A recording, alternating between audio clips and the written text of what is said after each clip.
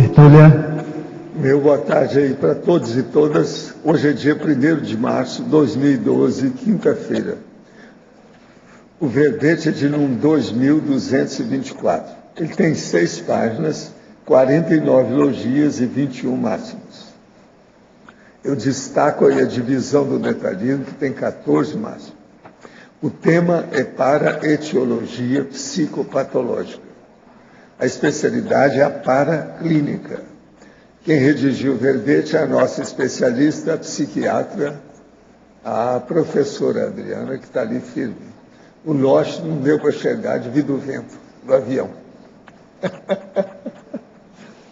Definição.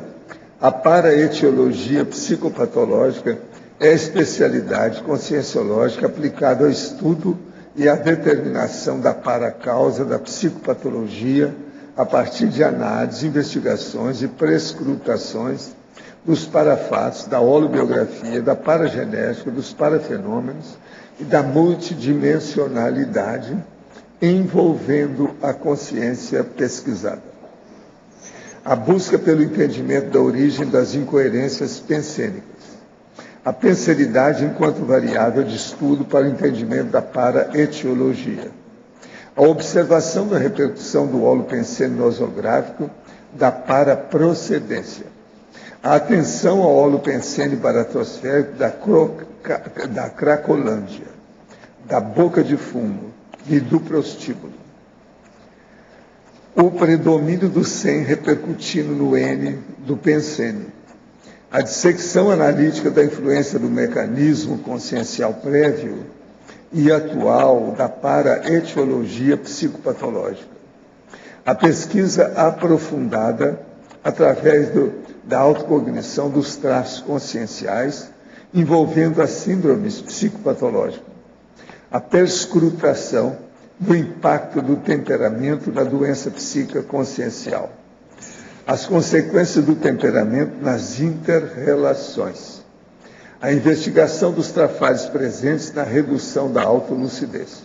Eu vi apenas alguma coisinha aqui. A patologia tem mais de 20 linhas.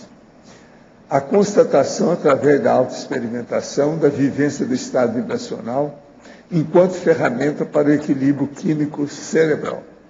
A sinalética energética e parapsíquica auxiliando o entendimento da paraetiologia na aura epilética, no ataque de pânico e no episódio dissociativo. O achado das paracausas psicopatológicas através da investigação das consequências holossomáticas das múltiplas vivências conscienciais. Eu li apenas aqui uma introdução, tem mais de 20 linhas também, a parafatologia. Vale a pena ver com calma. Agora, na remissiologia dos 15 itens nós destacamos a agudização do auto-parapsiquismo, aprofundamento da pesquisa, cacuete holobiográfico, fenomenologia holossomática, raiz do temperamento. Agora, a frase enfática que está perfeita aqui, foi até assinalado como chamativa, as pesquisas relacionadas com a identificação da paraetiologia psicopatológica são as bases para a autocura e para a interassistencialidade, as consciências com transtornos psíquicos. Você já realizou pesquisas quanto aos parafatos envolvendo a origem dos distúrbios mentais? Esta pesquisa qualificou a assistência tarística? A bibliografia, nós lembramos que tem 3 fontes bibliográficas. Agora, a mega análise aqui do João Paulo conosco. Para investigações, são 20 itens. Para causas, para análise, para diagnóstico, para conscienciometria, para evidência, para clínica, traumas, fobias, origem, multidimensionalidade, multiexistencialidade, concausalidade, intraconscienciologia, ou intraconsciencialidade, etiopatogenia, psiquiatria, consciência-terapia, autotemperamentologia, psicopatologia e interassistenciologia.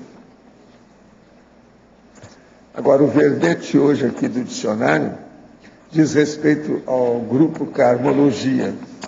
Eu chamo a atenção aqui para a argumentação que fala dos grupos evolutivos, das equipes intrafísicas e das equipes extrafísicas. E no adendo tem 7 para pesquisas, para a pessoa estudar a sua condição, que é a identificação dos grupos pretéritos de consciências afins. Agora, questionamento aqui. Ontem, num trabalho de mesa, exteriorizei energia através do fronto chakra para um médico psicofônico. E esse, sem que eu dissesse nada, comentou que sentiu sua orelha esquerda zumbir e, no mesmo instante, lembrou-se de mim. Depois disse que eu estava sendo arrogante e exteriorizar energia durante o trabalho, que era para eu ficar passivo. O professor poderia comentar a respeito disso? Durante esse trabalho de mesa, para mim, que ainda estou em desenvolvimento parapsíquico, qual seria a melhor postura? Passividade? Observação. Exteriorizei energia com intenção de ajudar. Por isso, não entendi a opinião do médico sobre a arrogância de minha parte. O caso é o seguinte, você está mexendo com o espiritismo. O espiritismo tem que seguir o que eles mandam. Tudo tem guia cego. Eles querem que a pessoa fique totalmente passiva e não participe de nada, seja apenas um boneco de ventríloco. Eles acham, por exemplo, que o melhor médio é aquele que é totalmente inconsciente, para poder manobrar à vontade. Então, veja, isso não tem nada a ver conosco, é tudo diferente. De modo que você vai criar problema. Sessão espírita com os processos da conscienciologia não combina bem. Olha bem o que você está fazendo. É possível realizar TENEPS em uma varanda aberta sem vidro? Sim, dependendo da pessoa. Moro no Rio de Janeiro, em um edifício com varanda, e gostaria de saber se posso colocar ali uma poltrona para fazer TENEPS. Sim. Olha bem se ela aguenta o peso da poltrona. Igual para você. Enfatologia, página 54, quinta linha. A investigação dos trafares presentes na redução da autolucidez. Existe até um capítulo do Homo Sapiens Pacíficos que fala especificamente sobre os redutores do autodiscernimento, né, que são os redutores da autolucidez. E lá o professor Valdo, ele faz uma lista de 100 trafares relacionados com essa redução do discernimento. É importante a pessoa que vai estudar a própria psicopatologia, ou quando se vai estudar uma psicopatologia, avaliar não só aqueles critérios diagnósticos que o próprio DSM-4, o Manual da Psiquiatria, ele coloca, mas também o quê? Quais são aqueles traços característicos da pessoa, aqueles traços conscienciais, os traços antievolutivos dela, que podem estar convergindo para uma apresentação de uma psicopatologia. Uma questão interessante seria fazer um inventário sobre esses 100 traços colocados nesse mini conscienciograma das patologias humanas, do Homo Sapiens Pacíficos, para avaliar a presença ou não de determinado percentual desse traço e avaliar se tem relação com a psicopatologia apresentada pela consciência. Na fatologia, 7ª linha. Autocrítica cosmoética embasando as para-investigações do emocionalismo pessoal. É interessante na questão da investigação pessoal, né, da questão do emocionalismo, é que muitas vezes a pessoa ela parte do princípio de um autoengano, e isso vem com muito pouca autocrítica. O ideal é que a pessoa ela tenha uma autocrítica condizente com a realidade, e para isso ela tem que ser cosmoética. Quando a pessoa ela parte do princípio que ela vai fazer uma investigação pessoal de algumas características dela, para ela avaliar se ela tem emocionalismo ou não, é que ela seja o mais transparente e sincera com ela mesma. E isso entra a questão do Código Pessoal de Cosmoética. Por isso que eu chamei a atenção aqui da autocrítica cosmoética. Ela encontrando o que for que ela vai encontrar, mas que ela seja sincera nessa pesquisa. Senão, não vai resolver. Em tertúlia passada, o senhor comentou sobre a importância da lignina na constituição vegetal e a sua influência benéfica no soma. Gostaria que explicasse novamente tal associação e também que comentasse sobre qualquer semelhante relação da magnetita com o eletromagnetismo pessoal. Olha, o processo da lignina é muito sério, porque é o fitoectoplasma. Na verdade, a parte da energia do cosmos mais séria está a partir da lignina e do fitoectoplasma. Então, isso mexe com o universo inteiro, o cosmos inteiro, as consciências todas, os seres vivos todos. De modo que é muito sério, é muito mais do que a magnetita que influenciar o eletromagnetismo. O eletromagnetismo, onde tem magnetismo, influi. É um processo do ímã e outras coisas mais. Mas o caso da lignina é mais sério. Tem que pensar nisso. E a gente tem que viver com o processo da lignina para a gente expandir o problema evolutivo nosso, principalmente em matéria de assistência, de parapsiquismo e outras coisas mais. No dicionário temos em separaciologia, página 35, quarta e quinta linhas, igual ao lendário Atlas, é só me dar uma alavanca que levanta o mundo. Essa citação não é atribuída a Arquimedes? Eles dizem do Arquimedes, mas o Atlas é que era o homem que levantou o universo. Por isso que é que nós colocamos aí. O Atlas é que era o forte. O Arquimedes eles olham mais em matéria de equação, que mexe com água e outras coisas mais. Na estrangeirismologia, você poderia nos explicar melhor 2 itens. O estudo da influência do Zeitgeist no aparecimento dos transtornos emocionais e a presença do Schadenfreude no temperamento pessoal. Como pesquisar esses fatores nas nossas consultas diárias, com tempo curto para esse aprofundamento? Ali no estudo da influência do Zeitgeist no aparecimento dos transtornos emocionais. Né? Zeitgeist é uma expressão, né, que significa o espírito do tempo. Então, a ideia aqui nessa expressão é a gente poder avaliar qual que é a influência cultural e daquele momento em determinada sociedade que tem influência no aparecimento de determinada psicopatologia. Uma das questões clássicas que a gente vê no momento atual é o processo do modismo e a anorexia. Então, essa é uma questão que fica bem caricaturada para a gente, né? Existe, com o processo da internet, muitos locais que antigamente não tinham uma preocupação maior com a vaidade, que passam a ter, porque essas informações culturais, elas passam a ser mais universais. Em determinados momentos, a gente vê que determinadas regiões passam a ter determinados síndromes que antes não existiam. A anorexia é um exemplo dela.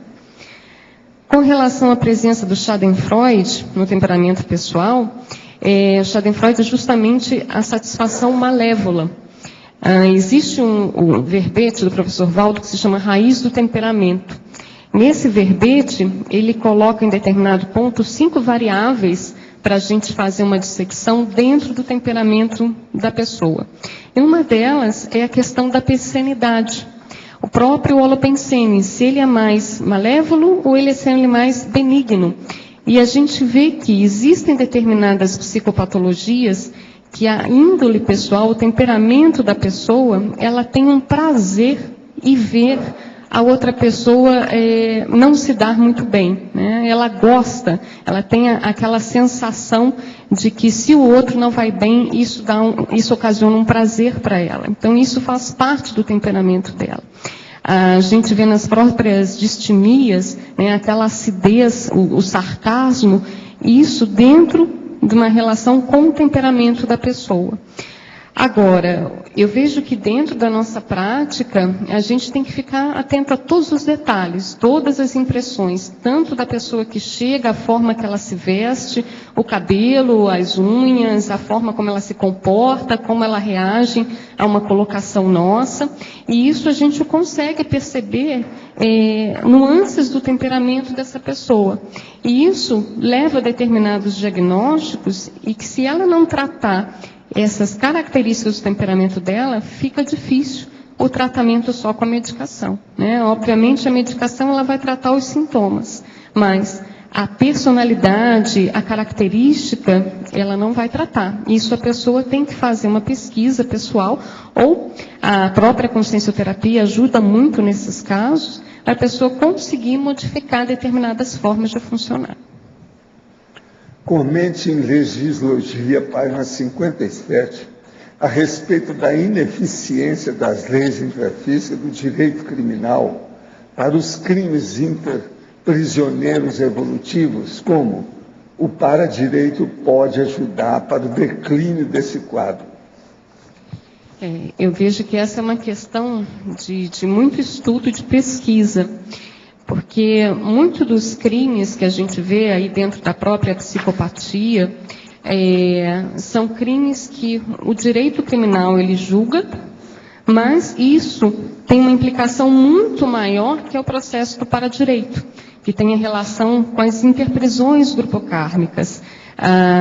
Num crime que é feito por uma psicopatia, né, um paciente psiquiátrico que faz determinado delito, ele vai, digamos, pagar esse crime aqui, né? Então ele vai cumprir uma pena, ele vai ser obrigado a fazer um tratamento. Mas existe uma questão muito maior, que é o processo do curso grupocármico, das relações de interprisão grupocármica, que aí entra a questão do paradireito. Então, até o restabelecimento, né, daquele curso grupocármico que a pessoa passa de interprisioneira por vítima, de recomposição até a policarmalidade, essa é uma outra questão muito maior do que simplesmente o direito criminal. Entra no âmbito do paradireito. Olha, eu queria chamar a atenção que amanhã, sexta-feira, dia 2 de março, até o dia 18 desse mês, vai começar, então, a imersão na paradireitologia. Isso é do Colégio Invisível da Paradireitologia, aqui no campus CAE. É uma série de professores com temas muito importantes. Tem uns que são gratuitos, a pessoa não paga nada para ir lá. Então, jeitinho brasileiro e flexibilidade cosmoética. É amanhã, às 13 horas, às 15 horas. Depois, no domingo, tem Introdução à Paradireitologia, um vídeo debate. É gratuito, está falando aqui também. Agora, depois tem outros temas. Anticonflitividade, abertura do imersão laboratorial, debate da imersão laboratorial, e também vai ter uma complementar de paradireito do dia 16 a 18, sexta a domingo. De modo que tudo é paradireito. E falando em direito, eu quero agradecer aqui ao grande amigo Walter Sinelli, que me mandou Espaço Urbano e Criminalidade. Ele sabe que eu me interesso muito pela criminalidade, por isso que eu falo aqui no Datena, etc. Tal. O povo fica danado a vida comigo, mas é necessário que a gente fale que nós estamos vivendo uma época de criminalidade sutil, com detalhes impressionantes. Ele me mandou isso aqui com dedicatório. É o Espaço Urbano e Criminalidade, lições da Escola de Chicago. Muito interessante. Eu quero ver o livro que eu não conhecia. Ele esteve aqui comigo rapidinho, Sinelli. Agora, o melhor da história, isso aqui também é dele, é Wagner Sinelli. Adivinha o quê? Aqui está. O compositor e instrumentista Wagner Sinelli. É o mesmo do livro. Está entendendo? O livro aqui é sobre direito, etc., uma série de coisas que ele estudou fora. E aqui tem as músicas dele. Inclusive, ele me mandou aqui uns dados, que tem aqui um processo do filho dele na história, sabe? Invita-me a dividir caminhos, gravado em 20 dias. Peço que assista meu filho Daniel, ainda com 11 anos naquela data, que toca na faixa do bônus.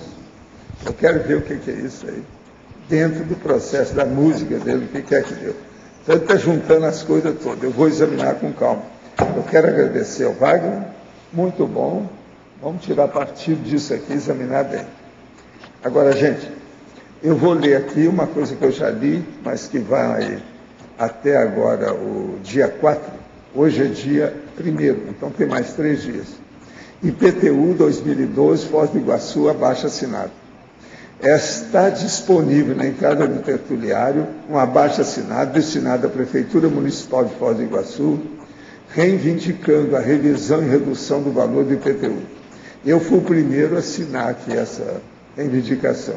Eu peço a vocês para entrar lá. É a Comissão de Gestão do Conselho dos 500. Vale a pena participar disso, porque o negócio está demais. Nós não temos os benefícios que eles querem que a gente pague. Pagar uma coisa que você não recebeu é um pouco esquisito. Então é preciso a gente fazer um abaixo-assinado mesmo. Isso aí é a hora de fazer. Agora... Adriana, página 55, lá no final da parafatologia, 7ª linha de baixo para cima, o estudo da manipulação retrocognitiva via paracérebro, por favor. Ok. Essa daí vai uma linha de ideias, né? Começa aqui no estudo da manipulação retrocognitiva via paracérebro, o acesso à memória, a lembrança retrocognitiva traumática sobrevindo na memória da consciência incauta. Né? Eu vejo aqui uma das coisas bem sérias para a gente estudar dentro da questão de psicopatologia, e aí pensando num processo consciencial, passado, holobiográfico, é justamente a questão da holomemória. E às vezes a forma como o processo de assédio tem de ter esse entendimento da holomemória e você incutir determinada ideia ou determinada imagem a partir do paracérebro da pessoa que está sendo possuída, né, ou em semipossessão, e ali você desencadear várias reações a partir daquela lembrança. Então, assim, a manipulação, né, do assédio via paracérebro, né, da pessoa que está sendo assediada, através, assim, de uma lembrança, de uma memória passada, e ali desencadeando várias questões. Tá, essa memória pode ser do próprio paciente, entre aspas, ou do assediador, e aí... A minha ideia aqui é justamente relacionada ao passado de quem está sendo possuído. Tá. Ou seja, o paciente que em determinado momento... A gente vê que, às vezes, até na própria crise epilética, isso pode acontecer. De você ter, às vezes, uma hipótese, né? De você ter, às vezes, uma manipulação de uma lembrança traumática, e aquilo ali vir à tona, e naquele momento desencadear uma crise convulsiva, né?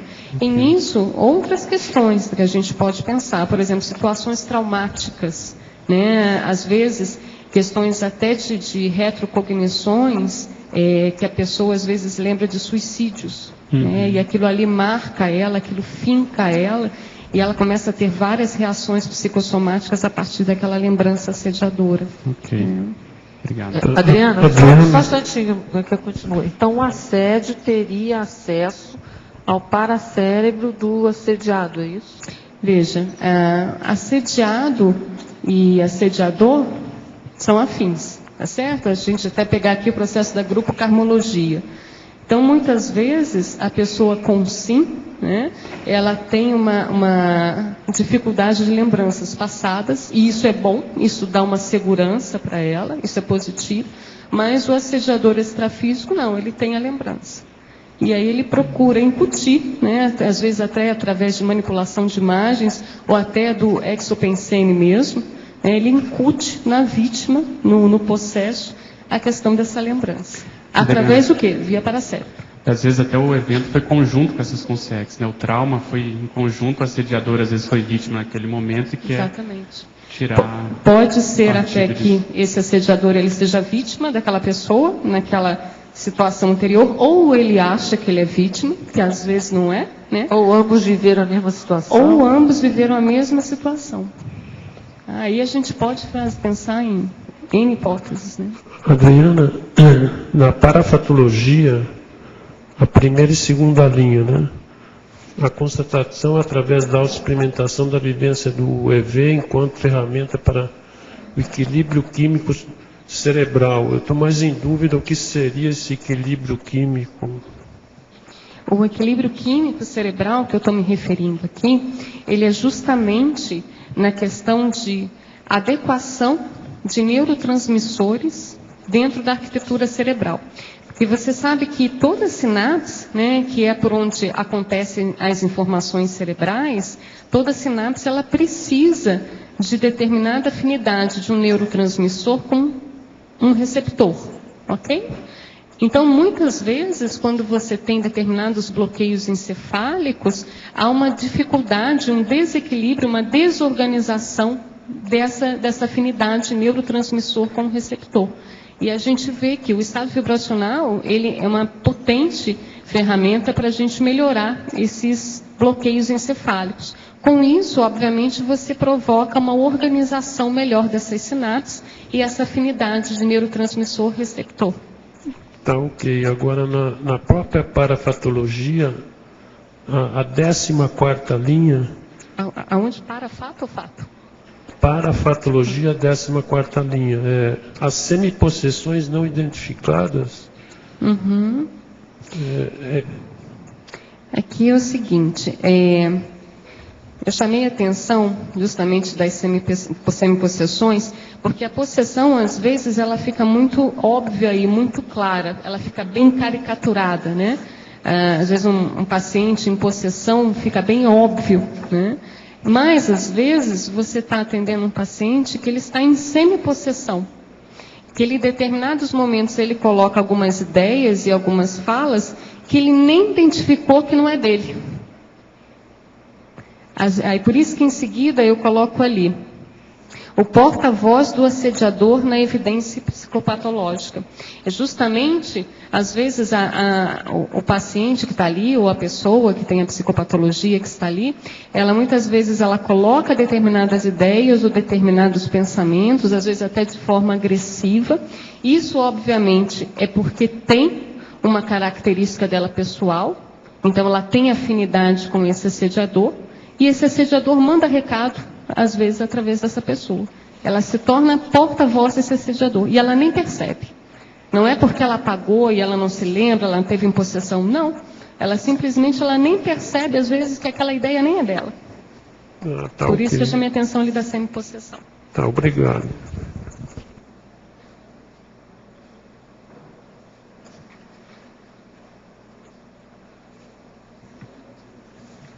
Na sequência aí você fala do porta-voz, que você já comentou. Continua aí, fala na detecção da sofisticação assediadora, esse refinamento aí, que eu acho que isso tem a ver com o processo. Na sequência. Ok. Achou aí? Uhum. A detecção da sofisticação assediadora, né? Uma das questões que a gente vê, às vezes, é justamente aquela pessoa que ela tem uma psicopatologia e ela é manipulada, às vezes, pelo assediador para atacar ou para agredir um terceiro, um outro familiar, digamos assim, mas que faz tudo parte do grupo karma. Entende?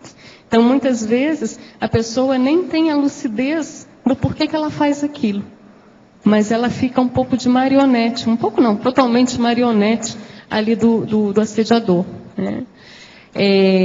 Tem uma pesquisa do Hernandes.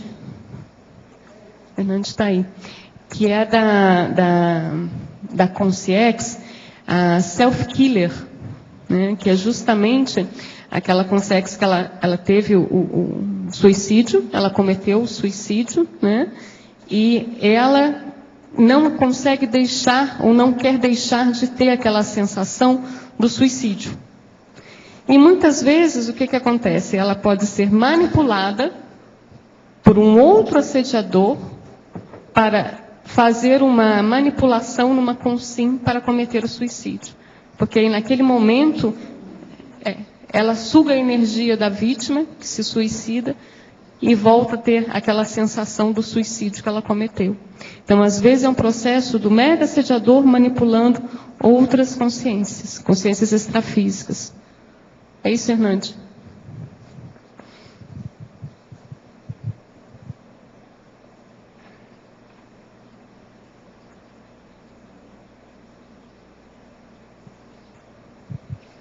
Adriana, aqui na letra B, na página 55, na 8ª linha, ali no meio da frase, você fala da análise dos acidentes de percurso e dos contratempos inesperados na gestação, no parto, na infância e na adolescência, comprometendo a genética. Esses acidentes, por exemplo, na gestação, precisam atingir a cabeça ou a mãe batendo a barriga em algum lugar, coisas assim já afetariam? Pode afetar, sim. Às vezes, tombos maternos, né, são os contratempos que não se espera e acaba acontecendo, né? Agora, sempre pensando no seguinte, se a gente está falando da psicopatologia, sempre vai ter que ter alguma influência de aporte no cérebro. Ou baixa oxigenação, ou algum processo alimentar que vai ter algum comprometimento cerebral, ou às vezes até uma lesão cerebral maior, né? E aqui entra também a questão das infecções. Infecções virais, né? Tem vários estudos hoje em dia falando da relação de determinadas infecções virais com transtornos psiquiátricos. Na esquizofrenia, na depressão, no toque. Então, são algumas questões, às vezes, que não se espera e acontece. Obrigada. Em Definologia, página 54, linha 2. Determinação da paracausa. Como se dá uma determinação da paracausa? O princípio da descrença é aplicado? É bom, né? É sempre bom. A base, eu acho que isso é uma base para qualquer tipo de pesquisa. É o princípio da descrença, é a pessoa ter as próprias experiências dela, não só com ela mesma, como com os atendidos dela. Uma das questões importantes dentro aí do processo de pesquisa, para você fazer uma determinação, é você ter uma isenção cosmoética, que naquela paracausa não seja exatamente o que você quer, e sim o que de fato é, ou o que de parafato é, né? Então a isenção cosmoética nessa pesquisa ela é muito importante e séria. Em neologia, o neologismo paretiologia psicopatológica abrange o aspecto policármico? A neologia na página 54. Faço essa pergunta porque estão colocados os aspectos egocármico e grupo kármico compondo as três expressões. Uhum. Bom, vamos dar uma olhada aqui nas expressões, na exemplologia, para ficar um pouco mais claro. Ali na página 58, né? Onde a paretiologia psicopatológica egocármica seria o quê? A paracausa referente à vivência pessoal pretérita ocorrida pela ação da própria consciência. Com relação à grupo kármica, essa ação ela é da própria consciência quando em conjunto com o grupo afim. Obviamente, é aquela questão que a gente estava falando da grupo karmologia, mas obviamente tem consequências grupais que elas são muito mais amplas, consequências de determinadas ações que elas são policármicas, né? Que aí abrange muito maior número de consciências e situações. Agora, na fatuística, página 54, pensenologia. A atenção ao holopensene baratosfera da Cracolândia, da boca de fumo do prostíbulo. Que contribuição essa atenção pode trazer a esse estudo? E como se dá? Um dos pontos que a gente pode relembrar, né, está existindo um esforço, vamos pegar o exemplo da Cracolândia, existe um esforço lá em São Paulo, da segurança e da saúde, né, em acabar com a Cracolândia. Então, em determinado momento, esse ano, eles tiraram várias pessoas de lá, né, para serem levadas para outros locais. Agora, veja, isso são medidas relacionadas à intrafisicalidade. Mas e a multidimensionalidade? Como é que faz? Então, esse é um ponto que eu chamo a atenção, porque muitas vezes obviamente, a reurbanização ali intrafísica, ela não é o bastante. Você precisa ter um trabalho ali que vai influenciar a multidimensionalidade das energias daquele ambiente. Então, é isso que eu estou chamando a atenção aqui, nesses pontos. O senhor disse que vou criar problemas se continuar com o processo espírita e conscienciológico. Esses problemas seriam a sério? Depende de você. De qualquer maneira, vão ter os problemas. Aí depende de você, como você age com isso. Porque dentro de um local com duas ideias que em muitos setores são incompatíveis, acaba aparecendo problema. Agora, se ele vê como é que a pessoa tem jogo de cintura, como é que ela sai disso, etc., depende da pessoa. Outra coisa para você. Ao esclarecer um amigo ou parente, como ao auscultar, inspecionar, e fazer a parasemiologia dessa consciência tão querida e entender as reais necessidades dela com isenção, ao invés de colocar o que a gente acha que ela precisa pela estreita convivência. Então, ele quer saber os negócios de como fazer isso. Chamou a atenção logo no início, né? Extrema afeição, é isso? A esquecer um amigo ou parente, como a escutar, inspecionar e fazer a semiologia dessa consciência tão querida. Tão querida. E entender as reais necessidades dela, com isenção. Chamou a atenção esse tão querida, que é um ponto que ele tem que tomar cuidado. Em vez de colocar a coisa como se fosse a pessoa que está pensando o que ela precisa. Isso, porque assim, se entra um processo muito emocional aí na questão da efetividade, às vezes a pessoa não consegue fazer essa perscrutação adequada. Então, assim, o ideal, sempre que essa perscrutação, essa análise crítica, ela seja feita, obviamente, com afetividade, mas com a racionalidade. Então, em determinados momentos, a gente vê que a pessoa, ela tenta ajudar, mas tem determinados aspectos da pessoa que ela não consegue enxergar porque ela coloca o conteúdo emocional. Por isso que eu estou chamando a atenção desse tão querida que veio na colocação. Agora, um ponto sempre é que eu acho que é uma das coisas mais sérias aqui para a gente pensar em cosmoética. Eu até coloquei no Código Pessoal de Cosmoética, aqui em Códigologia, na página 56. O Código Pessoal de Cosmoética, embasando o limite autoimposto de autocura, e a utilização do Código Pessoal de Cosmoético enquanto garantia da heteroinvestigação paratiológica ser interassistencial e não intrusiva. Então, esse é um ponto de pesquisa que a gente tem que pensar. O que a gente for avaliar ali dentro da parasemiologia tem que ser para ajudar o outro, e não apenas por uma curiosidade pessoal, ou do que eu acho que é melhor para o outro. É claro que dentro do processo terapêutico, você às vezes vai estar com mais visão. Então, você tem uma ideia do que pode ajudar aquela pessoa. Mas a imposição através do que você acha que é o melhor, isso pode ser um problema. Em vez de assistente, você acaba fazendo uma interprisão com essa pessoa. Então, vale sempre a pena a gente estar olhando o nosso Código Pessoal de Cosmoética. Em virtude recente, o senhor respondeu uma pergunta dizendo que eu deveria sair do egão. Como eu faço para mapear onde ainda há império do egão na minha manifestação? Olha, uma coisa muito prática é o seguinte: nós estamos começando o mês de março. Você terminou o mês passado com 29 dias ontem.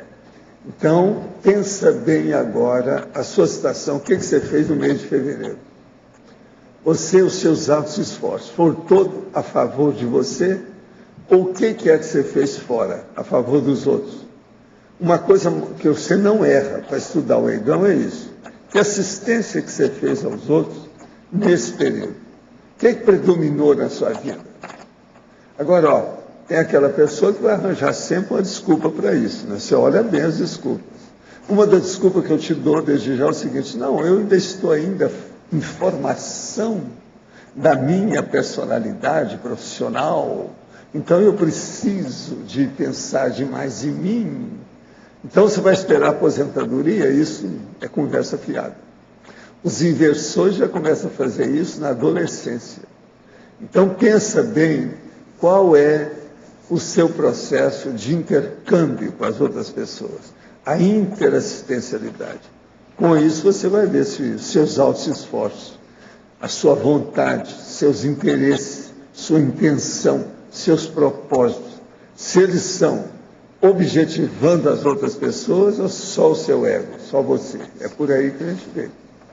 Gente, hoje eu queria aqui dar umas palmadas para uma pessoa que tem me ajudado demais e que está completando os 17 anos hoje. É a professora Marta Lopes que está ali.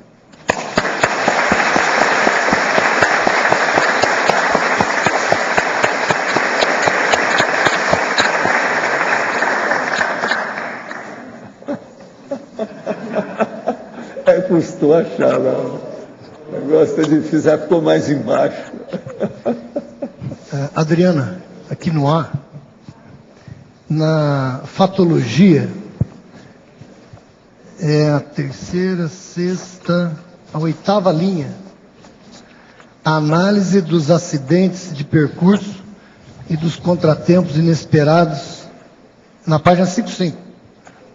Análise dos acidentes de percurso e dos contratempos inesperados na gestação, no parto, na infância e na adolescência, comprometendo a genética. Pode expandir um pouquinho? Posso. Esse aqui, até a gente já comentou aqui, né? É justamente assim, são situações que você não esperava que fosse acontecer, mas acaba acontecendo. Tipo, a gestante que às vezes acaba tendo determinada infecção, que isso vai mexer com o processo cerebral do novo feto, né? Do bebê. Às vezes a gestante que tem algum tombo que cai, né, ela tem uma queda.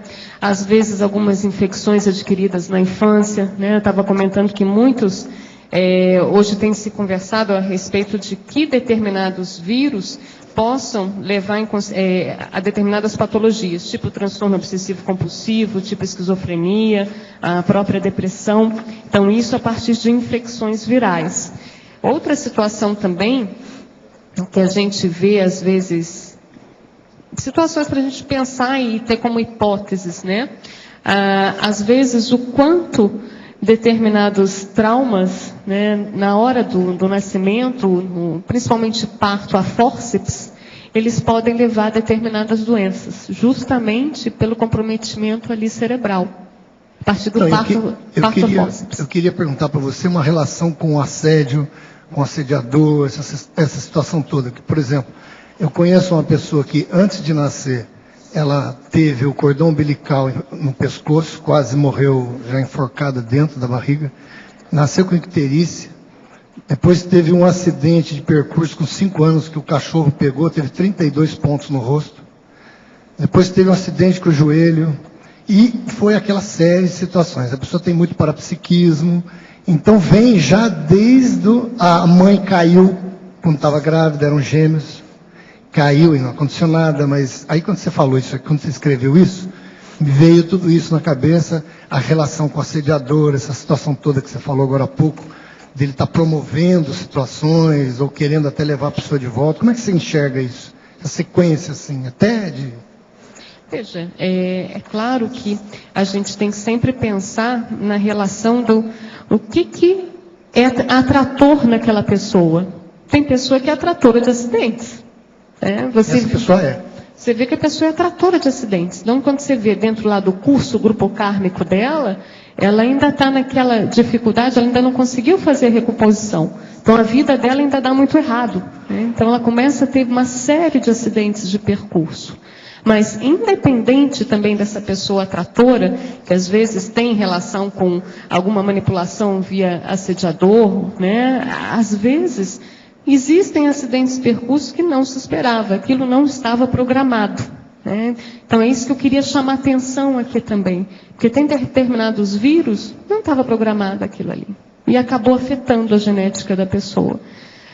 Existem vários partos, né? E às vezes aquela pessoa ela acaba tendo um parto a fórceps e isso dá um comprometimento para ela. Não necessariamente ela era para acontecer aquilo, mas acaba acontecendo. Nesse caso aí que você está falando, de fato, tem outras situações que a gente tem que avaliar que a pessoa ela começa a ter uma série de acidentes de percurso e se ela não tomar cuidado, daqui a pouco ela tem uma macro PK. E aí ela dessoma mesmo. Então, esse ponto é que a gente tem que ver. O acidente de percurso, ele de fato era inesperado de acontecer, aquilo não era para acontecer, aconteceu, ou a pessoa ela tem uma questão de holopensene atrator mesmo de acidente de percurso, que é o caso aí dessa pessoa que você colocou. É porque aqui embaixo você fez aqui uma colocação também que eu achei que tinha a ver. Análise criteriosa da origem holobiográfica da raiz temperamental na parapatologia. E a pessoa tem um temperamento muito forte também. Entendeu? E aí, aqui comigo, né? Eu estava vendo ligações e conexões com as coisas aqui, entendeu? Do jeito que você... Sim. Só para o pessoal ver, na parapatologia entre a linha 5 e a linha 6. Isso. Né? Dentro desse verbete raiz do temperamento, eu acho esse verbete muito sério para a gente estudar, por isso que eu estou repetindo ele, né? Falando novamente sobre ele. E nessa raiz do temperamento, o professor Valdo ele coloca lá alguns tipos de raiz do temperamento, né? Raiz do temperamento familiar, raiz do temperamento genética, paragenética, e aí entra a questão da raiz do temperamento paragenética da holobiográfica, né? Então, para avaliar, às vezes a raiz do temperamento daquela pessoa, muito antiga, não é da mesologia, não é da família, é muito antiga, é dela mesma. E as companhias estão em conjunto ali, estão em conexão, né? Ah, Grupo Karma, né? É. Grupo Karmologia. E aqui, só para fechar, aqui quando você falou a pergunta do Arlindo, que ele falou semipossessão não identificada, porta-voz do assediador, teve um exemplo de uma dinâmica aqui que eu achei até que na hora veio para mim esse insight. Uma pessoa fez uma exemplificação que ela estava conversando com uma outra pessoa, uma conversa natural, uma conversa agradável, de repente ela teve um insight de fazer uma pergunta para aquela pessoa, uma pergunta simples. E ela fez aquela pergunta, a outra pessoa se alterou. Se alterou totalmente, ela fez um questionamento. Por que eu fiz essa pergunta? De onde veio essa pergunta? Então ela foi porta-voz aqui pelo jeito muito sutil, que ela não foi assim uma pergunta direcionada, perguntou alguma coisa, não sei, muito simples. Aí quando ela viu, ela derrapou, ela falou, nossa, vou corrigir aqui alguma coisa. Entendeu? Ela percebeu que ela tinha sido usada por alguém para atingir aquela pessoa. Esse é um bom exemplo, né? Porque você está dando aí da questão da semipossessão não identificada, que ela só identificou talvez depois, né? Eu vejo que um ponto para a gente começar a estar mais atento nessas semipossessões é justamente, existe uma técnica que se chama técnica da qualificação da intenção, que é justamente nas nossas ações a gente sempre se questionar qual que é a minha real intenção com aquilo. Por que eu falei aquilo?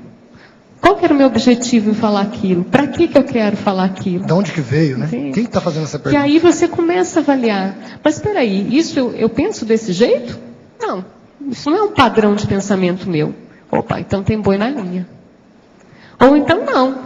Às vezes a pessoa começa a descobrir que ela tem uma desqualificação da cosmoética que ela tem que melhorar. Né?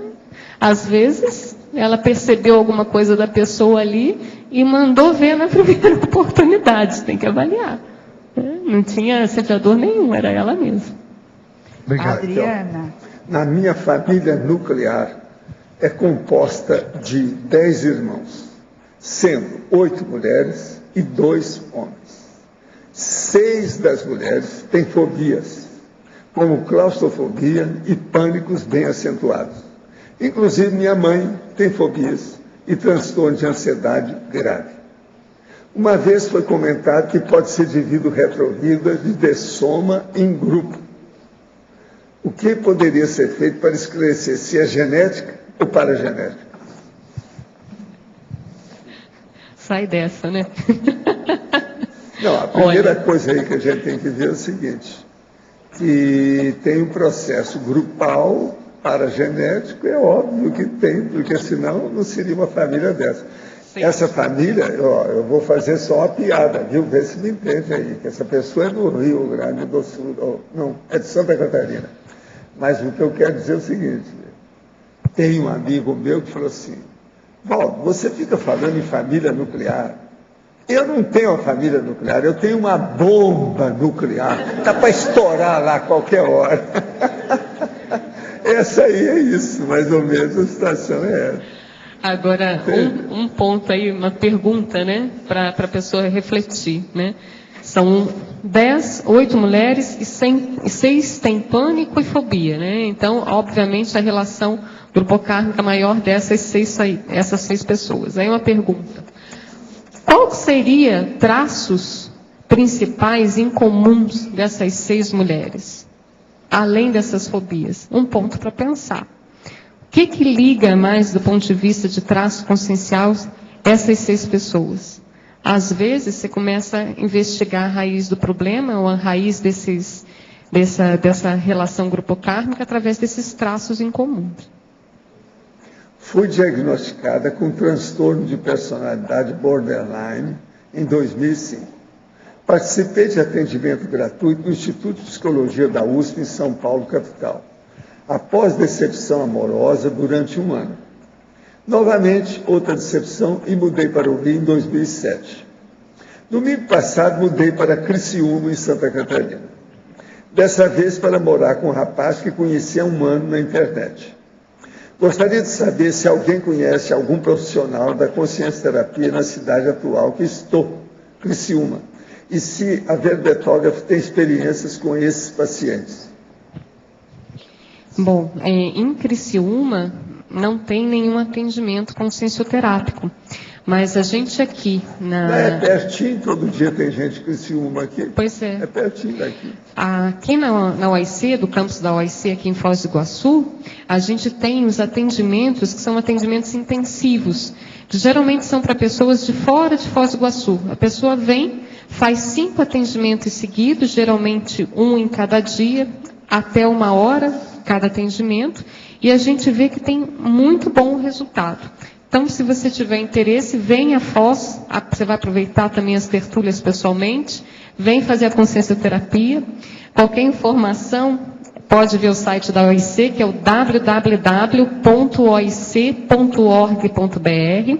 Pode ligar também para código de área 45, telefone é 3025 1404, OIC.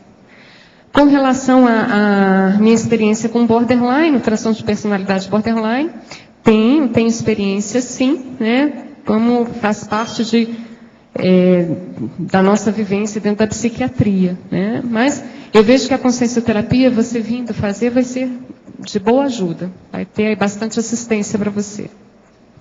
A verbetógrafa utiliza a TENEPS como complemento assistencial aos seus pacientes? Possui alguma experiência para compartilhar? Então, assim... Para compartilhar, né? Tá. Estão em cima. Bom... Estou tentando aqui fazer o papel daquilo que foi escrito. Eu estou vendo a intenção. Foi uma veemência. Não estou? Tá certo? É interessante porque a gente é uma consciência só, né? Então, as atuações, às vezes, que são feitas em determinados locais, elas também reverberam na TENEPS. E, às vezes, acontece de ter determinada situação com o paciente em TENEPS, às vezes paciente que eu não vejo há um tempo, ou paciente que eu não estava pensando, não atendi nas últimas semanas, e acontece de vir fazer assistência para esse paciente na TENEPS. E aí depois eu descubro que estava tendo alguma situação específica com essa pessoa, com esses pacientes, nessas semanas em que foi feita essa assistência na TENEPS. Isso é bem interessante quando acontece. E eu consigo ver, né, que de fato estava acontecendo na realidade. Para a verbetógrafa.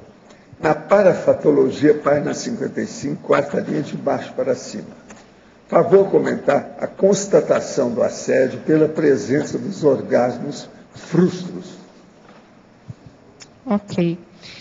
É um ponto importante da gente avaliar, né? Uma pessoa que, às vezes, durante a relação sexual, ela não consegue, às vezes, ela está quase atingindo o orgasmo e, de repente, ela percebe, cadê o orgasmo? O orgasmo estava acontecendo e sumiu. Isso é o que a gente chama de orgasmos frustros. Se ela, na hora que ela estava tendo a relação, que ela ia ter o orgasmo, de repente o orgasmo some, para onde foi aquela energia do orgasmo? Então, ali tem boi na linha. Tem um processo de assédio, de vampirização, justamente na hora do orgasmo. Só para a gente lembrar, o processo da energia sexual é uma das energias mais densas que se tem. Então, a pessoa que começa na hora do ato, que ela vai ter o orgasmo, ela não consegue mais perceber o orgasmo, ele some, então tem que ver o processo de assédio.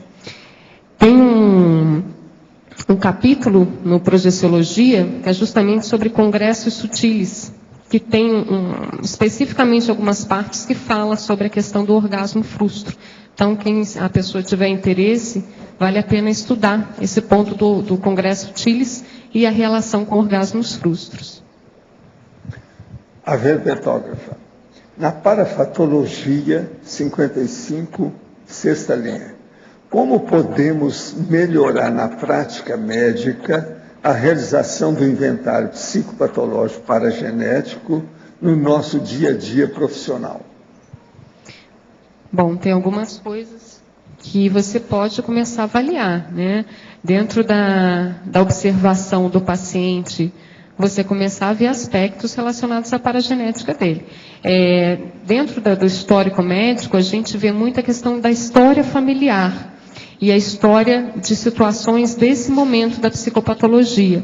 Agora, eu vejo que o que a gente precisa ampliar, e isso a medicina não ensina, obviamente, para a gente, e a gente tem que começar a fazer a partir desse momento, é justamente começar a avaliar o temperamento, as reações emocionais, as reatividades, o tipo de pensamento da pessoa, a forma como ela lida com as emoções, a forma como é que estão as energias dela, ou seja, a gente tem que avaliar bem o processo da pensanidade dessa pessoa, que isso tem relação direta com o temperamento.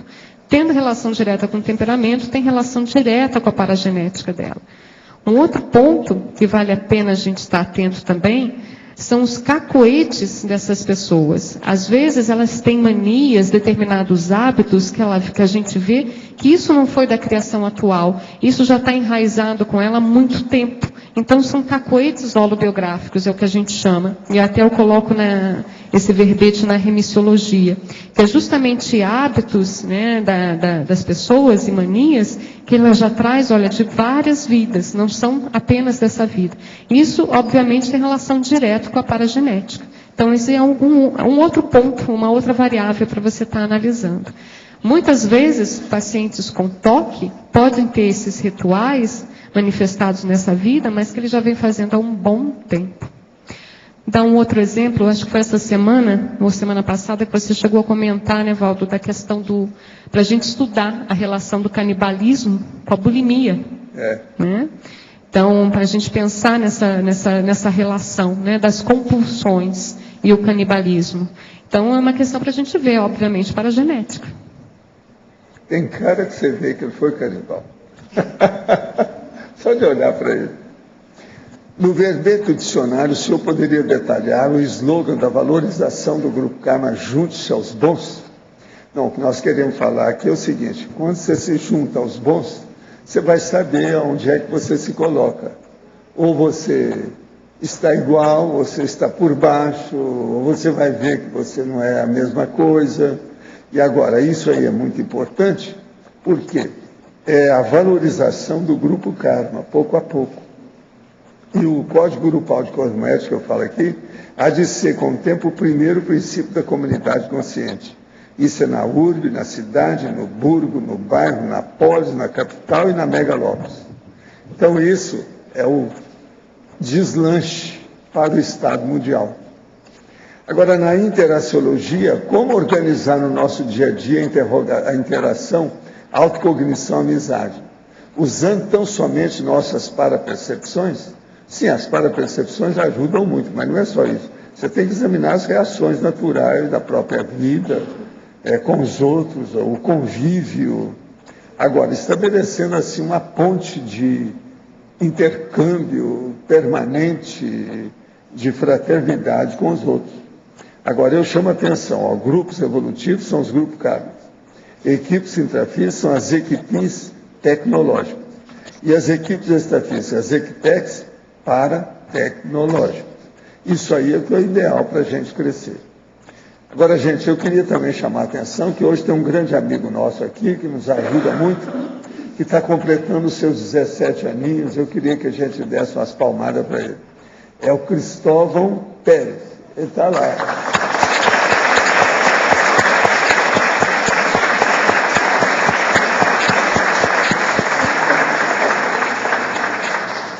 Você ganhou até um aperto de mão, isso não é todo dia.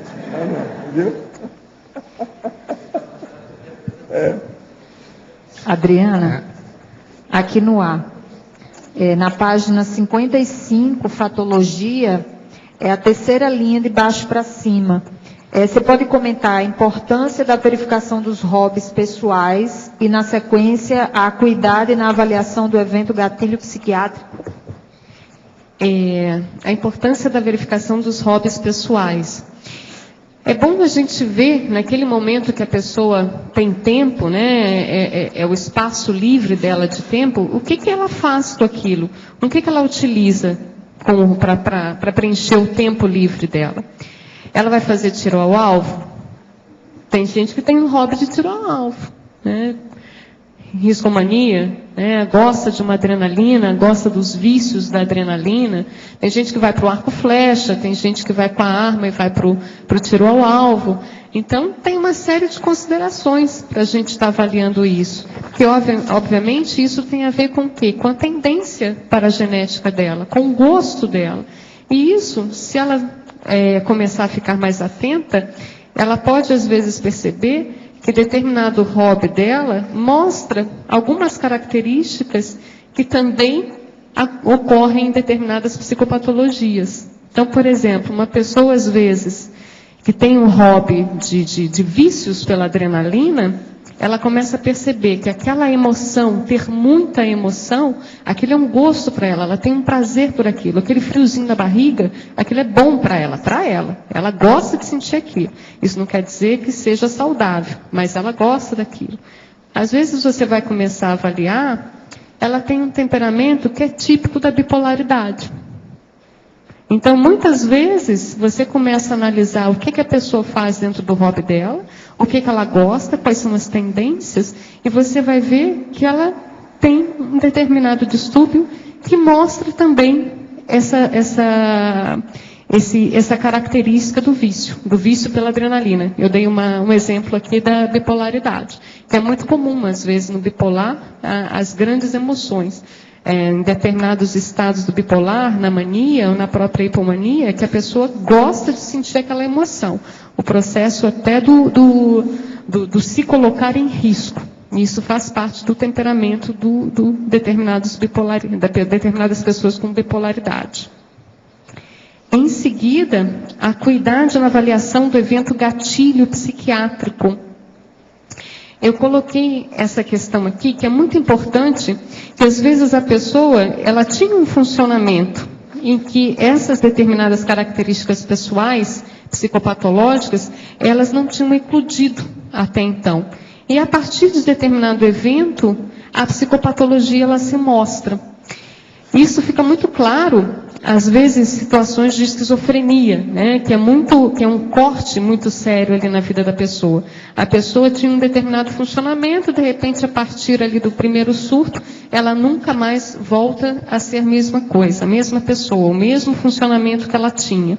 Então, vale a pena avaliar se teve algum evento que levou à eclosão daquela psicopatologia.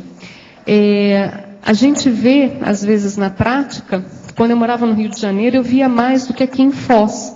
Mas muito processo de umbanda, pessoa que trabalhava em umbanda e que começava a ter determinados surtos psicóticos. Às vezes até dentro do processo de manias da bipolaridade. Era muito comum eu ver isso lá no Rio. Aqui, eu não vejo que a umbanda seja tão constante como era no Rio de Janeiro, né? Então, eu vejo menos, mas também já vi.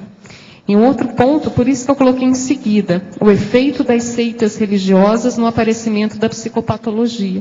A gente vê muito disso na questão dos sincretismos, também, às vezes, até questões, já foram publicados livros sobre a questão do Opus Dei, e pessoas que acabavam tendo depressão e necessidade de tratamento psiquiátrico, pela rigidez da própria seita, da própria religião. Ok? Ok. Adriana. Só mais uma aqui, na parafatologia, a última linha. Você pode explicar a rigidez ideativa da consciência após o descarte do soma comprometido? É justamente deixar aquela situação daqueles casos que, às vezes, obviamente, a paragenética da pessoa não conseguiu passar por cima de uma dificuldade física. Por exemplo, uma pessoa que contrai um vírus, tem uma infecção por um vírus e acaba tendo uma depressão pelo processo do vírus, né? Obviamente, se ela tivesse uma super ultra paragenética saudável, provavelmente aquilo não teria afetado tanto o processo físico, mas, enfim, aconteceu. Mas ela acaba tendo um problema genético. Aquele problema ele é físico. Aquele problema do vírus que infectado causou o problema da depressão. Então o que acontece? A pessoa quando tem um descarte do soma, puxa, ela está super lúcida. O problema não era consciencial, o problema era físico. Adriana, Marilza aqui no B. Tudo bom? Parabéns aí por esse verbete. Aqui. É o seguinte, você acabou de falar que vê o traço, que já viu várias vezes o traço da esquizofrenia em pessoas de Umbanda. A pergunta é, essas pessoas continuavam na Umbanda ou haviam feito dissidência? O porquê da minha pergunta. O budismo está cheio de gente que faz a dissidência da Umbanda, do Candomblé, mas continuam dentro do budismo com o mesmo comportamento de dependência, de medo, do castigo e tal. Então, como você vê isso? Só queria fazer uma correção. Tá. Eu não comentei que eu via o processo de traços esquizofrênicos na Umbanda. O que eu via é o seguinte... Mas o bandista, né? Não. O que eu via era o seguinte, eu via muitos surtos psicóticos. Tá. Não necessariamente a esquizofrenia. Tá bom. Porque assim, só para a gente diferenciar, surto psicótico, ele não necessariamente uma esquizofrenia. É do transtorno da esquizofrenia. Você tem, às vezes, bipolar com surto psicótico. Né? Ou então, às vezes, surto psicótico por drogas, ou pelo processo de um surto episódico. Tá? Então, só para corrigir. Sim, tá. Então, isso eu vi muito em questão de Umbanda, principalmente lá no Rio. Que você tinha, às vezes, determinados surtos psicóticos, a pessoa que começava a mexer com Umbanda, né? Mas sempre mais voltado do que eu via, mais relacionado à bipolaridade e drogas. Tá, mas essas pessoas estavam dentro mesmo da Umbanda ou haviam feito dissidência? Não, elas muitas vezes continuavam dentro da Umbanda. Mas já vi alguns casos também, justamente quando a pessoa saía da Umbanda, então isso vinha uma pressão extrafísica, justamente para queimar o cérebro ali da pessoa. Né? Um processo de assédio ligado à Umbanda, a pessoa fazendo a dissidência da Umbanda. E em relação ao pessoal do Santo Daime que dá os surtos?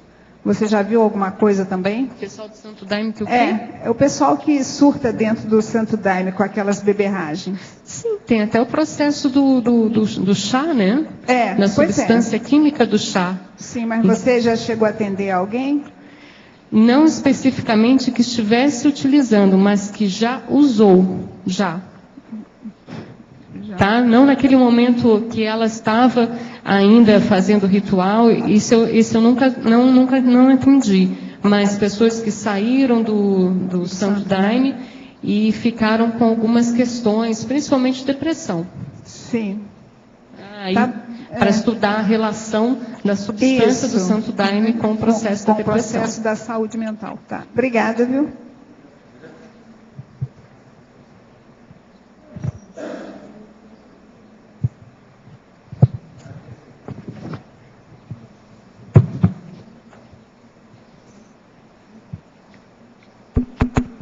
Tudo bem, Adriano? Parabéns aí. É que me veio à mente agora aqui aquele conceito, acho que meio antigo, não sei se era mito ou não, da hipomania poder ser uma coisa positiva. Né? Nos livros mais antigos que tinha sobre transtornos e tal, cheguei a ler alguns. Isso aí é mito ou algum grau de bipolaridade ou de mania pode ser uma coisa boa para a performance de vida da pessoa? A hipomania do transtorno bipolar ser uma coisa boa?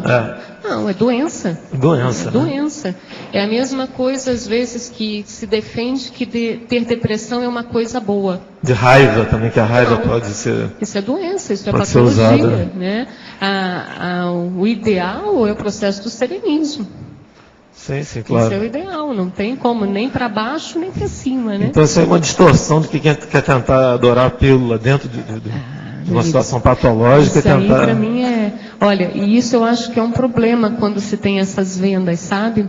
Acho que foi ano passado, ano retrasado, que tiveram 2 revistas falando do processo da positividade da depressão. Eu li livro que falava disso sobre Então veja, depressão não é uma coisa boa. Não tem que se estimular ninguém a ter depressão, ninguém a ter hipomania. A boa parte todo mundo suicida. E ainda tem, pior do que isso, eu vi num filme que é até uma É uma trilogia esse filme, né? Um deles tinha um rapaz, né, que era vampiro, e que ele dizia que ele tinha inveja da pessoa que era humana porque ela podia se suicidar. Gente, nossa, é doideira. Isso é o maior absurdo de ter um negócio desse. Os blogueiros ficam procurando essas coisas para chamar atenção. Depois eles falam, houve tantos que olharam, tantos que procuraram. Isso é um estímulo ao suicídio. Não, mas isso aí não tem lógica nenhuma, né? Como é que você deixa um negócio desse? Para esclarecer mais aí a situação dele, seria bom a gente falar. Por exemplo, amanhã aparece uma moça muito bonita e fica totalmente apaixonada por você. Aquilo pode ser uma doença. Por você. Agora, a doença dela. Quer dizer, até né? O processo afetivo positivo pode ser que é o da SA, né? Pois é. Porque ela direciona mal, né? Pois é. Agora, Valdo, queria te perguntar um negócio também. Obrigado, Adriana. No teu verbete de dicionário, né? Eu estava lendo ali a coisa da autocognição, amizade, né? Aí fiquei me lembrando as coisas desde de pequeno. Eu ouvi algumas pessoas falando de conhecimento, não como conhecimento tradicional, né? Falando, mas a pessoa está falando conhecimento em relação a outras pessoas, né? Na minha cabeça isso, né? Para mim, conhecimento era uma coisa que você dominava, que sabia, né? Tinha a ver com estudo e tal. E no Rio, principalmente, se usa muito isso, né? Se usa até mal isso, né? Porque às vezes a pessoa tem um círculo de conhecidos, que ela chama de conhecimento, que acaba dando até oportunidade de fazer coisas ilícitas, etc., né?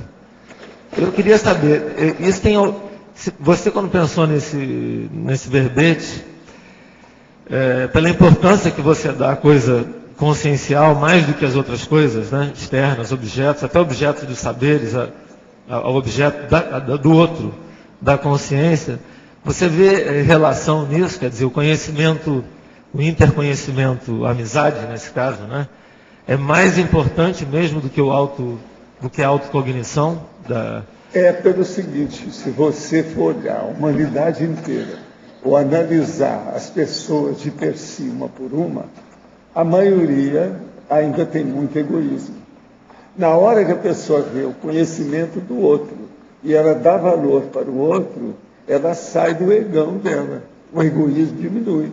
A fraternidade começa a aparecer. Então, se você analisar assim, não há dúvida que é. Mas agora, a coisa mais séria, que você só evolui com isso, é você tendo autoconhecimento, a autocognição. Não adianta você apreciar, adorar, bater palma, ter um ídolo, um ícone na pessoa, um popstar no outro. O problema é você pegar aquilo que ele tem de bom, o trafor dele, e implementar em você, colocar em você. Você que tem que ser assim. Porque isso faz do próprio reflexo também, né? Mas agora o processo nosso todo é de exemplo. O exemplo arrasta. Tá, agora a pessoa do exemplarismo também acha que o problema mais do que autorreflexão, mas autorreflexão, autocognição. Mas agora o processo todo é o exemplo. O exemplo arrasta. Não, eu concordo. A gente tem que ver muito isso. Um cara que é ídolo dos outros, é ícone dos outros, é um problemão. Responsabilidade. Ele é responsabilidade por quê? Dependendo das reações dele, de fixar aquilo, ele está fazendo um fã-clube. Isso aí é um perigo. Você está entendendo? Sim. Por isso que a gente tem que mostrar a realidade da gente do jeito que a gente é. Não está colocando muita pluma, muita coisa em cima da gente, não, porque senão dá problema da baratosfera. Tá. Mas aí então o sujeito, por exemplo, que é mais superficial, que ele não entra na questão ele conhece as coisas, mas não entra na... O superficial é o medíocre. Então, esse cara não entra muito nas questões mais profundas da autocognição. Agora, medíocre, a tendência dele é ter uma raiz na baratosfera. Ele ainda não saiu disso. Então, aí essa coisa de procurar só saber da vida dos outros, viver pela vida dos outros, acaba sendo uma fuga pelo mais fácil, né? A falta de esforço, né? Mas agora é importante por causa do processo do exemplo. Entende? Porque se você for ver as biografias dos outros, às vezes você vai chegar à seguinte conclusão: muito daqueles seus erros, desvios, equívocos, omissões negativas que você cometeu, as pessoas souberam arranjar uma solução inteligente, fácil, que você não tinha pensado.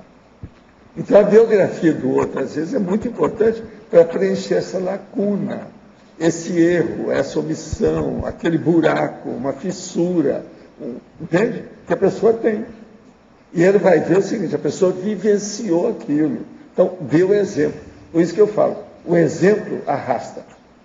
Tá, mas com isso você não está fazendo apologia da heteroreflexão, mas sim antes da autorreflexão, salientando a importância também da amizade. A autoreflexão vai predominar aí. Predominar, mas saindo de si e então cultivando... é muito importante a amizade. A amizade é básica no processo evolutivo. Então, esse pessoal que... Eu não vejo jeito de a gente combater a amizade em nada. A amizade é uma coisa das mais sérias e relevantes que tem na evolução. Por isso que eu já falei, até na amizade raríssima. Sim, mas isso aí é outro nível. Agora, veja, é a amizade raríssima. Pensa bem. Olha meu caso com esse que eu considero meu maior amigo, que é o transmentor. Esse cara me ajuda demais. Mas aí é um pouco de puxa-saco. Que todos vocês arranjassem um evoluciólogo, O meu também, meu melhor amigo. Para ter assim a mão. Seria o máximo. Sim, então esse pessoal no geral, né, mais social, que sem estar querendo fugir da raia de si mesmo, considera aquele conjunto de relacionamentos um conhecimento, eles não estão errados. Agora né? os bustos, nós já vamos ter 130 aí fora, estão começando a ser assentados. Esses bustos têm muita personalidade que vale a pena pensar e estudar a biografia. Eles depois vão colocar uma mini biografia em cada um dos bustos para a pessoa pensar como é que é. Agora, não fica pensando que nesses bustos aí tem consciência livre, serenão, porque não tem. A maioria deles tem cada lacuna desse tamanho. Agora, até é bom você ver as biografias deles, porque você vai sentir muito bem com seus amigos. Está entendendo? Não é só aquela parte boa, extensiva, evolutiva, tem também a parte pior. Tá ok? Agora nós vamos então para as energias. Pessoal, favor de desligar o celular e não teclar durante a mega euforização. Obrigada.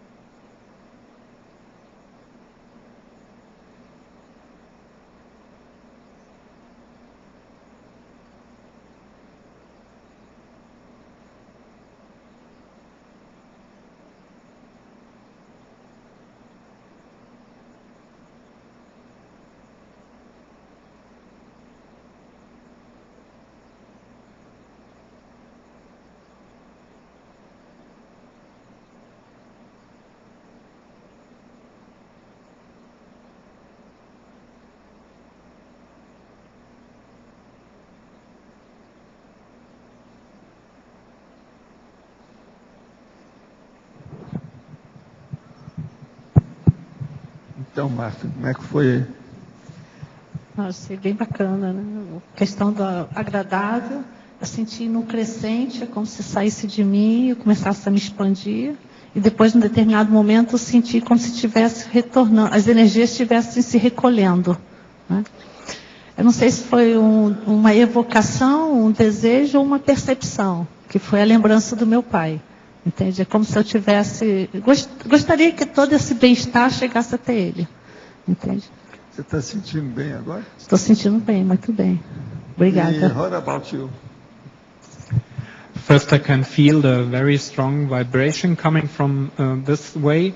It's just like this. And then I have the feeling of length. It goes to the top, and I can feel that I length myself, and my conception goes into myself, and I can feel in the second half that my energosoma is vibrating. I can see a violet color in my mind, and I feel that I have much space in myself. Now you are in good condition. Yes, but a little. My energosoma is It's full. the field, it's the energy. And what about you? Como é que foi você? Eu percebi, foi no crescendo também, foi expandindo todo o processo energético, a descoincidência, e uma sensação de tranquilidade também crescendo. Fiquei mais tranquilo, mais passivo. Não tem problema, vocês estão nos 17 anos, tudo é possível. Estou sentindo bem agora, né? Está bem? Bem. É muita energia que tinha aqui, muito sério. Ele aí é um ator, apareceu até no filme lá, no nosso amigo, eu já vi o filme, eles ainda não levaram, está muito bem ele, né, no serviço. É isso. Muitas graças. Valeu.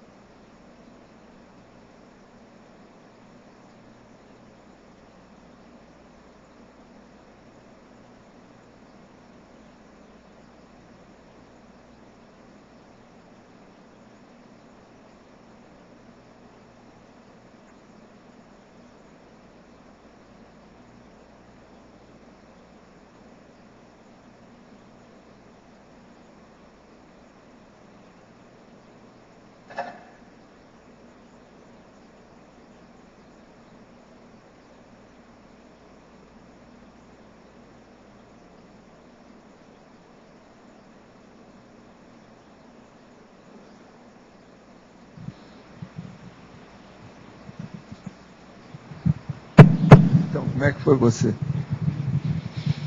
Você está podendo falar? Estou podendo falar. Professor, muita energia. Intensificação fora de série, na região da cabeça. Recebi um comando assim de ficar bem tranquila. E uma intensificação muito forte na região da cabeça. Uma pulsação do frontal chakra. E a sensação, essa é a segunda vez que eu participo da mega euforização, a sensação é sempre, é de poder mesmo, a sensação de força, a energia é muito forte, mas é sutil, é difícil de descrever, e ela perdura. Então eu sinto aquela condição aqui, nessa região toda, do ombro para a cabeça, de muita força e muita tranquilidade. E a sensação também de que teve um campo parasanitário. Foi isso sim. Esfriou a extremidade das mãos e expandiu a energia, mais ou menos aqui. O campo ficou bem. Está sentindo bem agora? Eu estou me sentindo muito bem. Tá bom. E o meu chefe aí, como é que foi? No primeiro momento eu senti uma limpeza da psicosfera e depois um trabalho em vários chakras que provocou um EV suave. É um som de EV, mas suave. No resto do exercício eu fui sentindo uma pressão do lado direito do corpo, como se uma esfera estivesse entrando no meu campo e pressionando todo o lado direito, a cabeça, todo lado. E perdurou assim durante o exercício. No final, eu senti como se estivesse interligado em todo o tertuliário, como se eu pudesse sentir, de alguma forma, vários pontos tertuliários, estivesse interconectado com a energia em todo o tertuliário. É difícil de escrever, mas é uma expansão que eu senti essa conexão. Está bem agora, né? Estou bem, muito bem. E você? Como é que está essa nossa veterana? Senti uma descoincidência bastante forte, assim, fui ficando meio tonta. Depois senti como se eu estivesse flutuando. Em alguns momentos eu sentia como se estivesse num movimento assim para frente. E mais para o final eu senti como se fosse assim um pulsar de todos os chakras, assim, começou aqui na cabeça e depois eu senti em várias partes do corpo. Você pensou no João, porque parece que ele está tão triste lá, que ele ficou lá? Não, me vieram algumas ideias, algumas coisas que eu tenho pensado. Então tá bom. Mas olha, muito obrigado, foi ótimo, vocês estão passando bem, e muita energia que teve aqui.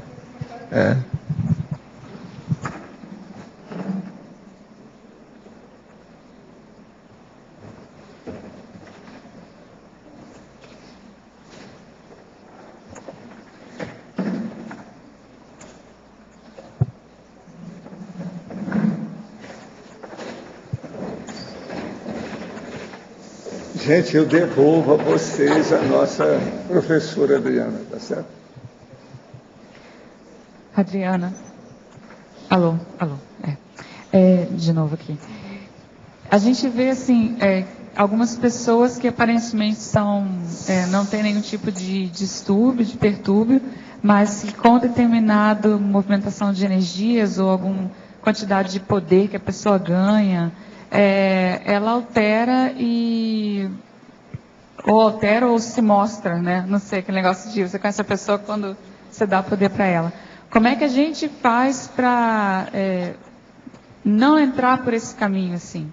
A pessoa, qual o tipo de pesquisa, de autopesquisa que a gente faz para, diante de um poder que você receba ou diante de um aporte de energias, qualquer outra coisa, você não caia nesse tipo de condição?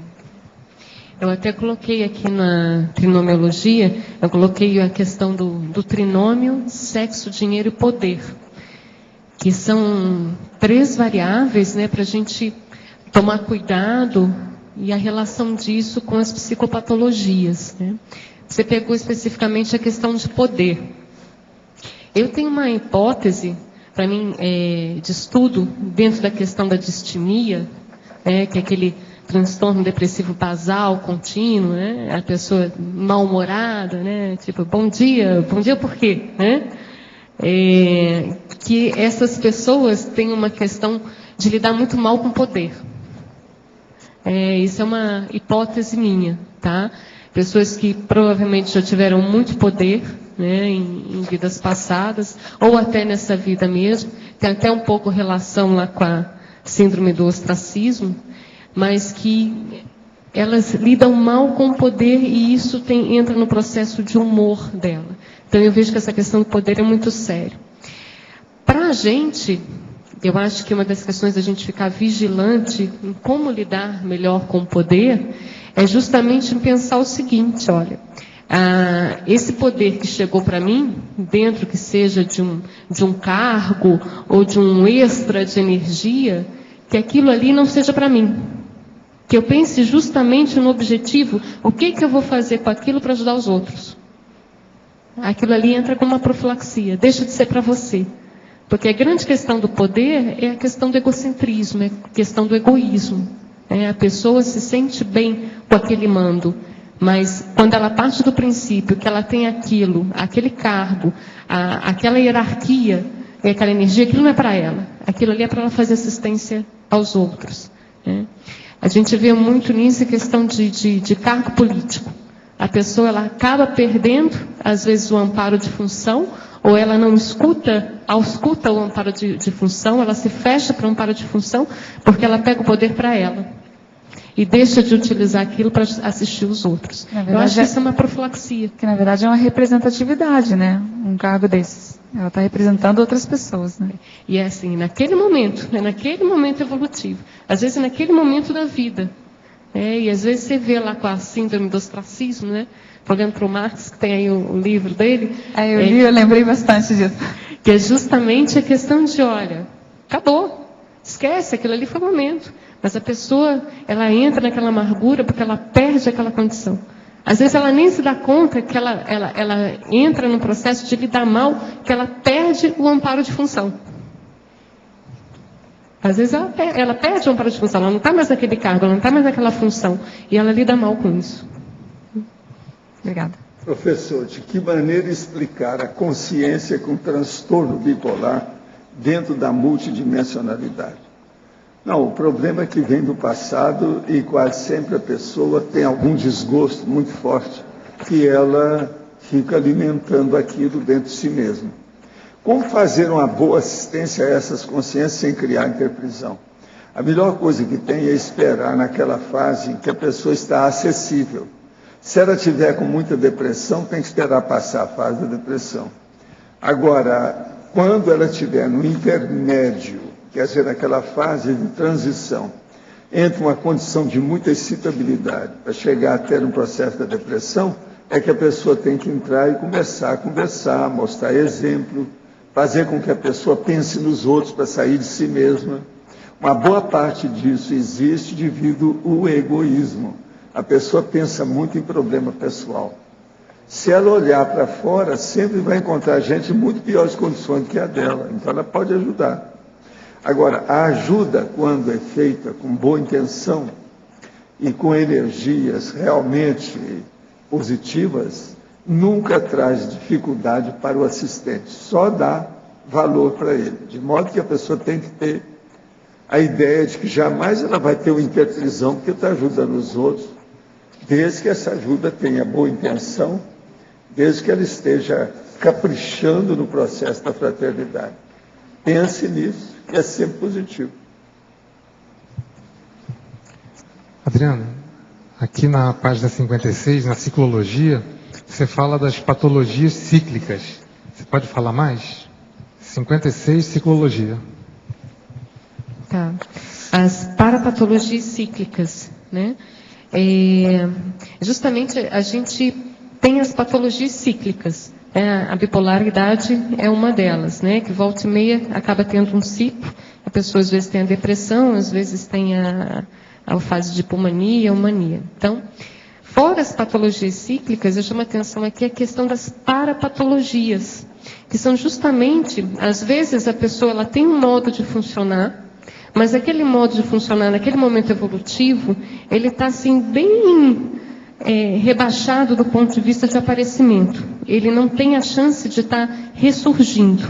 Mas em determinados momentos, ele ressurge com mais facilidade. E aí isso você tem a recrudescência do sintoma. Se eu não me engano, eu até coloco sobre essa recrudescência aqui.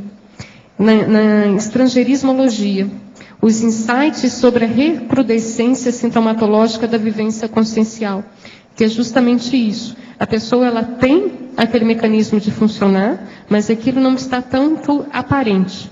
Mas em determinado momento aquilo eclode de uma forma e dá a recrudescência da sintomatologia. Então por isso que eu coloquei como uma questão cíclica. Escreveu sobre isso, você pensa em que fatores às vezes externos que vão que vão startar aquilo, que vão dar o peteleco para aquilo surgir, daqui a pouco a pessoa se acalma e daqui a pouco aquilo volta de novo, é isso? Como se fosse até um processo, a pessoa tem aquilo latente, mas às vezes são situações, são momentos da vida, às vezes são ligações afetivas, às vezes são companhias, às vezes é com sexo. Então, um monte de situações que às vezes aquele mecanismo da pessoa fica caricaturado, aquilo eclode em sintomatologia. Que ela teve, às vezes, há 10 vidas atrás, aquela psicopatologia. E aquele, em determinado momento evolutivo, aquilo volta a acontecer. A mesma patologia. Tá? Agora, das patologias cíclicas biológicas, que é o que você tinha conversado no início, a maior mesmo é a TPM. O homem escapa a isso, escapa daí, está entendendo? É uma coisa muito séria para o homem. Quer dizer, o homem é frágil, ele não pode ter TPM. É outro ponto de vista, né? Val, eu tenho uma pergunta, não que eu não tenha coisa para perguntar para a Adriana, que é bem mais vasta ainda, mas dentro daquele mesmo assunto ainda do teu verbete, né? Queria entender o seguinte, então, depois daquela fase que o sujeito já não é mais medíocre, né? Ele saindo de si, ele começa a interagir, participar mais ativamente, até conscientemente mais do grupo karma, e até além disso, polikarma, etc. Então, até que ponto isso para ele se torna mais importante do que uma atitude, ou do que um retorno, mesmo que seja esporádico, à egocarmalidade? Por que eu estou perguntando isso? Porque eu queria saber se a gente, nessa condição, mesmo se vendo de fora, quer dizer, se considerando parte do contexto, vamos dizer grupo kármico, para não estender demais a polikarma, a gente também consegue ver, ainda de fora, a gente mesmo, né? E até se estudar e aumentar o nível de autocognição, né? Então, essa que é a minha dúvida. Isso precisa haver uma certa alternância nesse sentido? O ideal é o seguinte, o ideal é se você começar a ajudar os outros e pensar mais nos outros do que em você, você nunca erra. Agora, você vai terminar a vida bem. Aí você vai ver o que aconteceu depois. Terminar o quê? Você vai terminar a sua vida bem, muito bem. Sim, sim. Então, aí você vai ver depois sua ficha, como é que melhorou. Então, quando a pessoa está pensando muito nos outros, se é assistencial, e ela está dando tudo da hiperacuidade, da inteligência dela naquele sentido, ela está sempre ganhando mais. Não fica pensando muito no ego. Não, então, isso que eu estou dizendo. Porque você, mesmo de fora, você vai enxergar no meio de todo mundo a você mesmo. Então, acho que fica distante. O engraçado é que a psicologia positiva, que agora é a última escola que apareceu, é baseada justamente nisso. Isso, né? É a pessoa pensar nos outros. O problema é dos outros, não é só nela. Vai pensar nos outros para saber conviver com os outros. Ajudar os outros. Então, isso que eu estou dizendo, porque quando você tem essa abordagem, até cosmovisualmente, né? Cosmovisiologicamente, você não deixa de ver você mesmo, só que você se enxerga no meio. Esse é o maior livro da psicologia positiva. Eu já li daquele cara, aquele azulzinho. Né? Esse aqui que é o maior livro. Qual é o livro? Florescer. Agora, aqui tem coisa muito interessante, as opiniões dele, os processos, por exemplo, dos psicólogos da época lá, os problemas lá na Inglaterra, é muito interessante aqui, as brigas entre os acadêmicos, para ele chegar nisso. Esse homem, esse Martin, ele gosta muito de falar do processo dele. Tem um livro azul pequeno também, Martin alguma coisa, né? Agora, esse aqui, esse livro em português está sendo mais falado aí dessa... Quer dizer, então, de certa forma, aquela positividade, o gosto de agir, né, o saber agir nesse sentido grupal, te deixa por mais tempo viver dentro desse... Até que, enfim, a psicologia está caindo em si. para não ficar só nessas coisas superficiais. Eles estão entrando agora numa parte mais prática. Essa psicologia positiva é mais prática. Isso aí, essa coisa que a gente está falando, tira, assim, pelo menos a meu ver, né? Aquela pontualidade ou a esporadicidade da ação sobre o outro. Porque você está junto com o outro. Então, o ângulo mesmo, o referencial é outro mesmo. Agora precisa de positividade, né? O tempo todo para isso. Né? Por aí. Olha, então nós esperamos outros 100, uma posição, tá certo? Muito bom, senhor. Perfeito. Os nossos comerciais. Obrigado. Hoje tivemos 92 assinaturas no livro de presença, 16 perguntas presenciais, 16 perguntas online e 41 votos presenciais. Os recados de hoje são do Leandro sobre a monitoria na transmissão do tertuliário, a Rosa Nada sobre o programa Verbetografia, a Cris, o Rafael e o Everaldo sobre curso CPC e imersão no Paradireito, e a Sandra sobre o acoplamentário. Agora com vocês a Marilza sobre o programa Amigos. Boa tarde a todos. Boa tarde a todos. Estou aqui apresentando o netbook que será sorteado no próximo domingo pelos amigos da enciclopédia aos seus afiliados. O primeiro prêmio, um netbook, marca Lenovo. O segundo prêmio, um livro da biografia de Moisés Bertone. E o resultado será anunciado aqui no final da tertúlia, no domingo próximo. Contamos com a participação de todos. As pessoas que estão desatualizadas com as suas inscrições e queiram participar do concurso, do sorteio, deverão telefonar para o CIAEC ou entrar no site da Enciclopédia da Conscienciologia. O telefone da recepção do CIAEC é 35252652. Obrigada a todos e sorte para todos os amigos, né?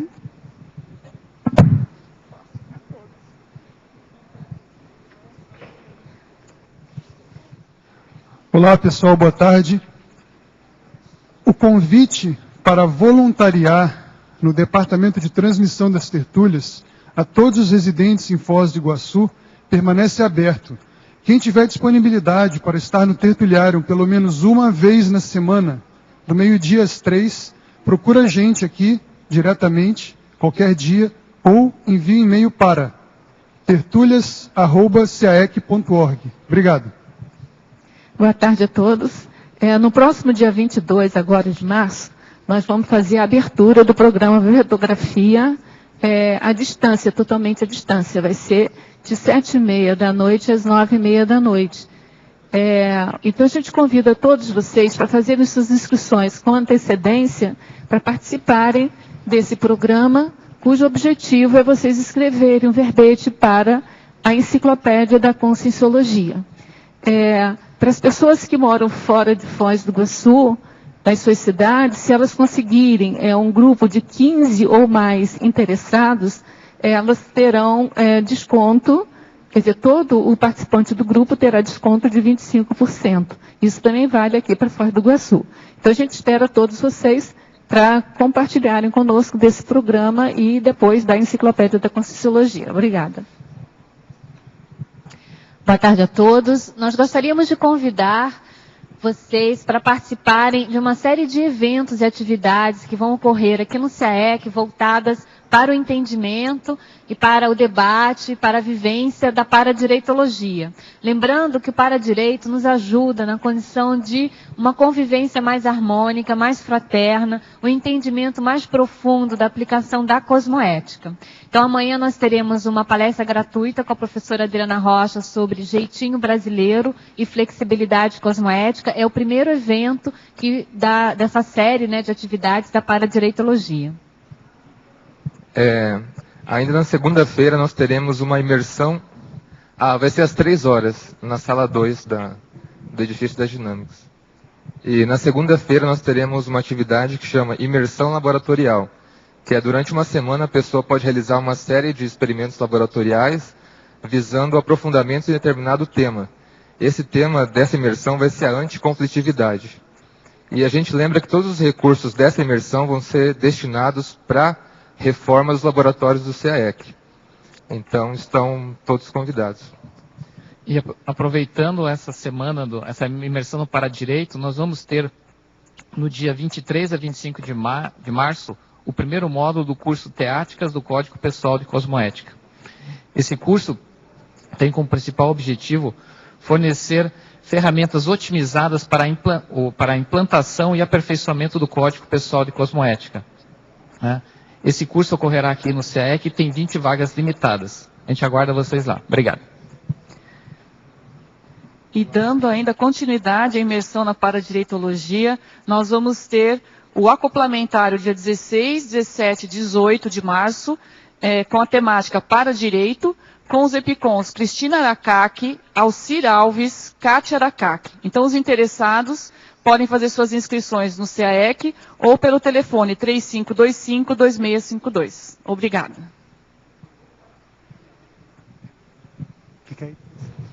E para amanhã o verbete de autoria da professora Sandra, mapeamento da sinalética, a especialidade autossinaléticologia.